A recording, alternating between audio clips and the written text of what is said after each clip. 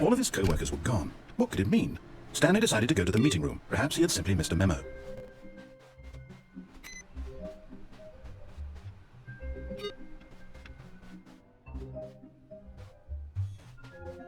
When Stanley came to a set of 2 open doors, he entered the door on his left. This was not the correct way to the meeting room, and Stanley knew it perfectly well. Perhaps he wanted to stop by the employee lounge first, just to admire it. Ah, yes, truly a room worth admiring, but eager to get back to business, Stanley took the first open door on his left. And so he detoured through the maintenance section, walked straight ahead to the opposite door, and got back on track. Yet there was not a single person here either. Feeling a wave of disbelief, Stanley decided to go up to his boss's office.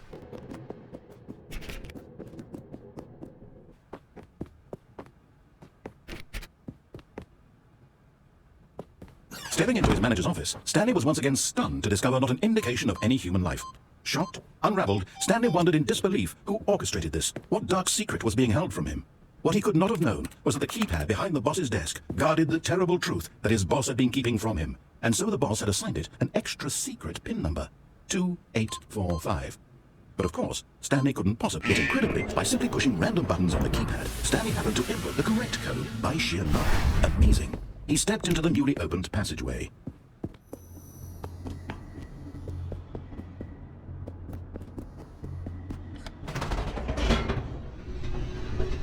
Descending deeper into the building, Stanley realized he felt a bit peculiar. It was a stirring of emotion in his chest, as though he felt more free to think for himself, to question the nature of his job. Why did he feel this now, when for years it had never occurred to him? This question would not go unanswered for long. Stanley walked straight ahead through the large door that read Mind Control Facility. Although this passageway had the word escape written on it, the truth was that at the end of this hall, Stanley would meet his violent death. The door behind him was not shut. Stanley still had every opportunity to turn around and get back on track. At this point, Stanley was making a conscious, concerted effort to walk forward and willingly confront his death.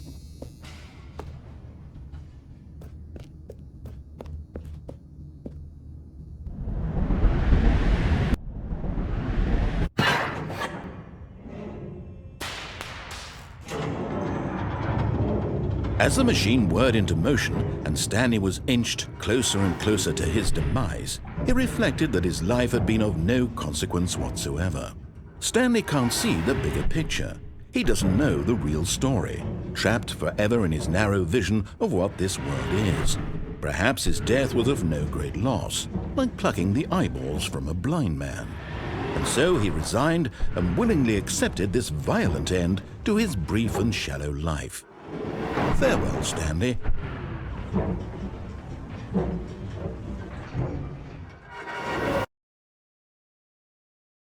"Farewell, Stanley," cried the narrator, as Stanley was led helplessly into the enormous metal jaws. In a single visceral instant, Stanley was obliterated as the machine crushed every bone in his body, killing him instantly.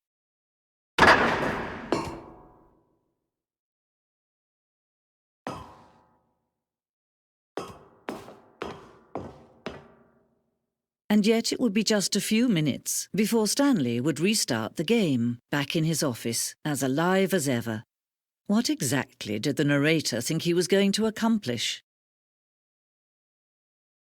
When every path you can walk has been created for you long in advance, death becomes meaningless, making life the same. Do you see now? Do you see that Stanley was already dead from the moment he hit start?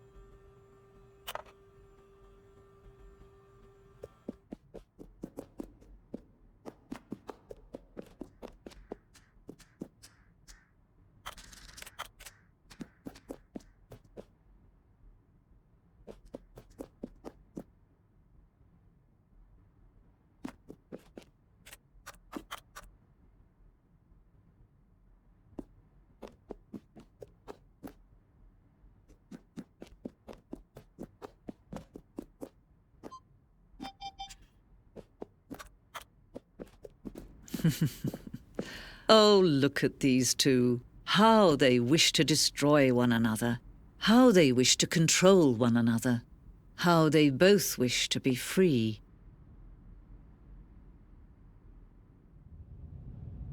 Can you see? Can you see how much they need one another? No, perhaps not. Sometimes these things cannot be seen.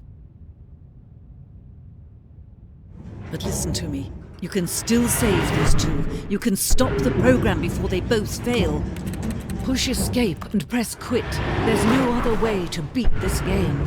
As long as you move forward, you'll be walking someone else's path. Stop now and it'll be your only true choice. Whatever you do, choose it. Don't let time choose for you. Don't let...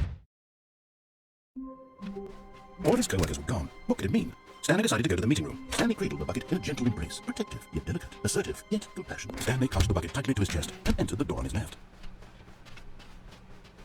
Still no one was here. Stanley needed the bucket's warmth and comfort now more than ever. Perhaps his boss's office was where he'd find answers. Coming to a staircase, Stanley and the bucket walked upstairs to the boss's office. Stepping into his manager's office, Stanley was once again stunned to discover not an indication of any human life. Crushed by the weight of this revelation, Stanley may have broken down into an emotional dumpster, but Stanley guessed the correct code by sheer luck. Was it the bucket knew all along? Was the bucket guiding him? Yes, this is certainly the most logical explanation.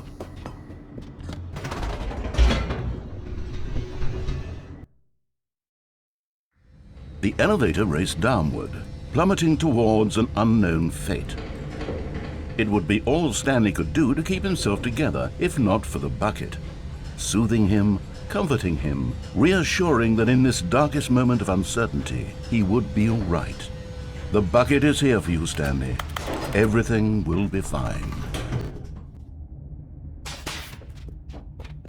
Stanley and the bucket walked straight ahead through the large door that read, Mind Control Facility. Although this passageway had the word escape written on it, the truth was that at the end of this hall, Stanley and the bucket would both meet a violent death. The door behind them was not shut. Stanley and the bucket still had every opportunity to turn around and get back on track. At this point, Stanley and the bucket were knowingly walking forward into a very painful death for each of them.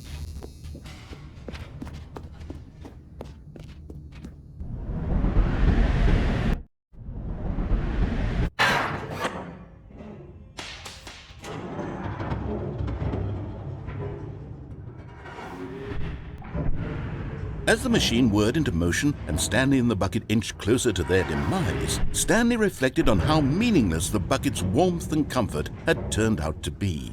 To be sure, it puts the mind and the soul at ease to embrace the bucket, but what use is a sense of ease when you're about to be crushed to death? This is what Stanley thought to himself, and he sort of kicked himself for wasting so much time carrying a bucket everywhere. Farewell, Stanley.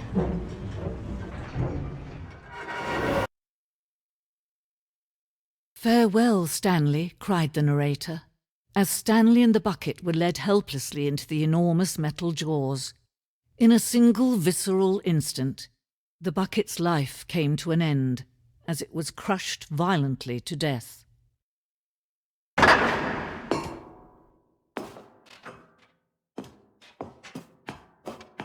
It was a shame, the death of such a magnificent bucket. It's true that all buckets are radiant in their own way, but this one stood above the rest. It was a glorious bucket to behold.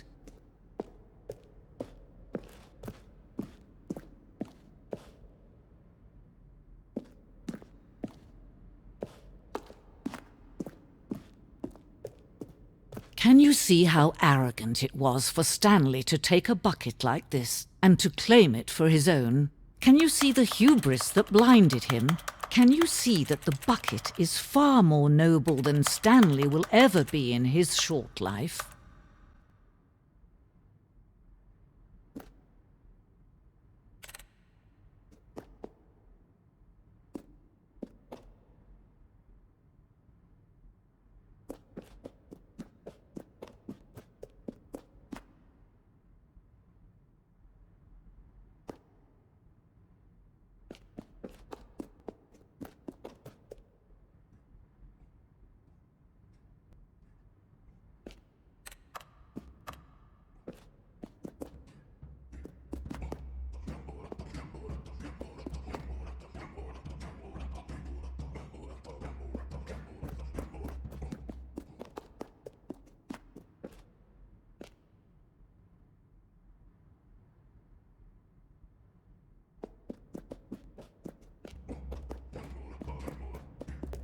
No man can own a bucket, and certainly not a bucket as dazzling to behold as this one.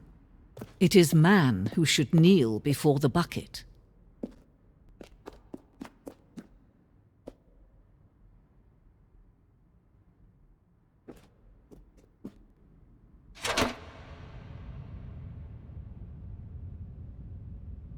But there is something we can do. Something we can do together, you and I, that will right this terrible wrong. Let Stanley die. Let him be crushed by the machine. Don't reset the game. Don't give him another opportunity to run off with another beautiful bucket. We can save the world's buckets from their treatment as tools and implements if only we let Stanley die together. The bucket shall take its place as ruler, as leader, as commander of a new world, a new vision.